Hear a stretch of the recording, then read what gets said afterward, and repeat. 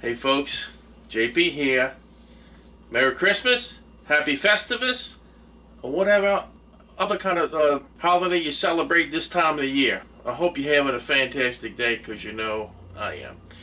I've had some questions regarding one of my last videos about fondant, which is basically sugar boiled down, a little touch of vinegar to help keep the bacteria mold growth down. That's what that's for. Today we're going to show you how we make the fondant to feed the bees. Okay, so we're going to start out first with 10 pounds of sugar. Okay, we'll pour that in our pot. Oh my God, it fills up the whole pot. I think we need a bigger pot.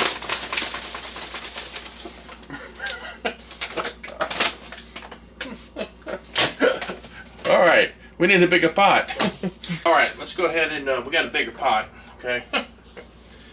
Let's go ahead and add our 10 pounds of sugar.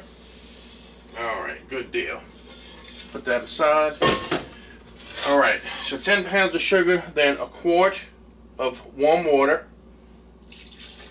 Doesn't have to be warm, but it'll facilitate the process. Some vinegar. We're going to add a tablespoon of vinegar, okay?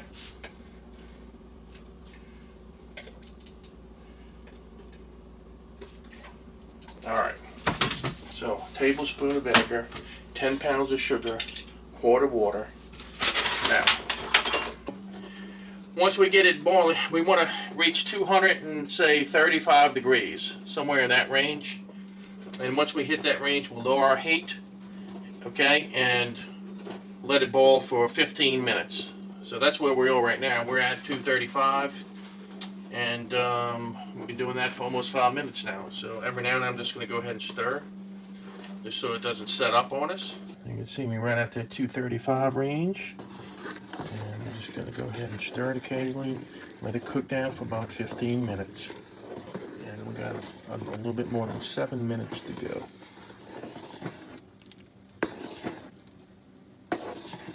Alright, and again you mix it because you don't want it to set up.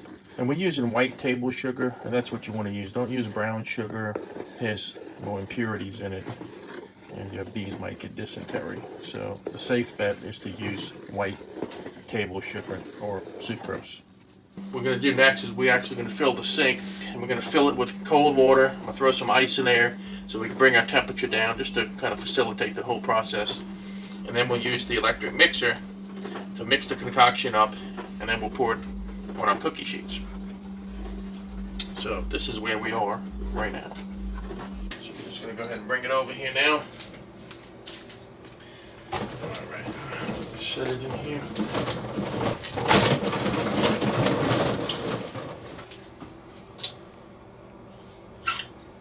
We're now at about 175 degrees. You can see it's starting to set up.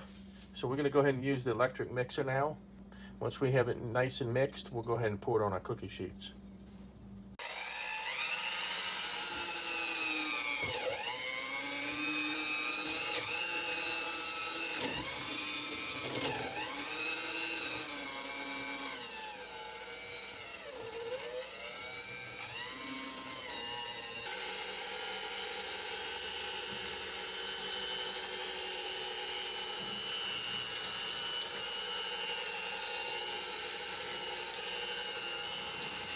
All right, setting up nice now.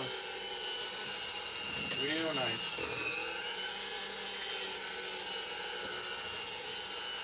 That should be good.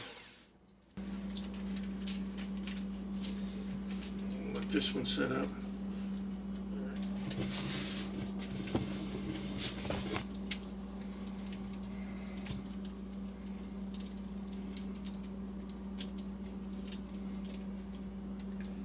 Look at that, folks.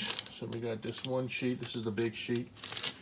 This is the a little bit smaller sheet, but a fair amount. This is what was left in the pot, so just kind of piled it on there. It's not as pretty, okay? But anyway, we're gonna let it set up, and then we're gonna go outside and feed the bees.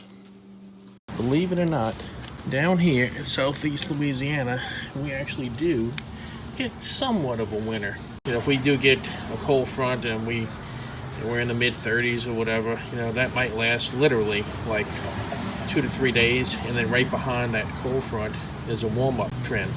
Fondant, it's a great supplement for the bees in cold weather because it doesn't have quite the moisture content that a liquid would have. You know, what's really bad for bees is when it's cold and damp.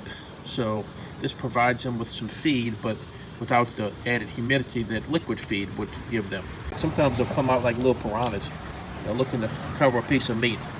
Let's put this out, see if the girls come out. It only takes a minute for them to find this stuff. They'll come out there and they literally will cover this stuff. All right, look, they're already starting to cover the fondant. You know, just cover. Obviously, these are very gentle bees too, and appreciative bees. We're very appreciative that we're feeding them today. They're already starting to come out and covering the fondant. See, they love this stuff.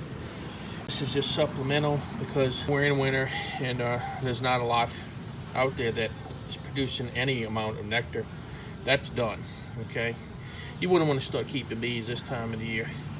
If somebody called me and said, "Hey JP, I want to start keeping bees right now, you know, right now, watch your videos, and right now I want to," I'm like, nope. We'll start up in the springtime, which here is probably about March. Okay, that way you get some clover, and then you got ligustrum and various different things, and then in May we got our Chinese tallow flow, and then as the season gets on, you know, so you know, you set them up to where they have different nectar flows, and they're able to, you know, collect nectar and make honey and all that good stuff. This time of the year, they can get some pollen. They always can find pollen. Okay, you know when it is down here, but finding nectar this time of the year, no, they're not going to do it. So, you know, you have to feed them if they need it. Well, folks, I hope you enjoyed this video. You know, this time of the year, there's no flowers blooming, so the girls can't really find any nectar. So you got to give some of your hives a helping hand, and you know which ones are strong and probably collected a lot of nectar and made a lot of honey.